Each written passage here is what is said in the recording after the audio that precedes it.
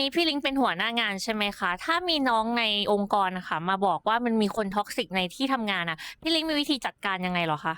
ก็อันดับแรกเลยเราต้อง validate ก่อนนะว่าสิ่งที่เรียกว่าท็อกซิกเนี่ยท็อกซิกจริงหรือเปล่าโดยการทำ360 survey หรือว่าเป็นการ survey รอบข้างของคนนั้นเนาะสมมุติว่านาย A ท็อกซิกเราก็ต้องมาดูว่าคนที่ทำงานกับนาย A มีใครบ้างและดูว่าพฤติกรรมของเขาเนี่ยเขาท็อกซิกกับทุกคนจริงหรือเปล่าแต่ถ้าสมมุติว่าเขาไม่ได้ท็อกซิกมันอาจจะเป็นแค่ฟีดแบ็กของคนแบบส่วนน้อยอย่างเงี้ยเราก็ใช้วิธีการฟีดแบ็กเขาแล้วก็ให้เขาปรับตัวแล้วก็ปรับพฤติกรรมของเขาครับแล้วเวลาที่ฟีดแบ็กอะเรามีการฟีดแบ็กเขายังไงคะก็จะบอกเขาว่า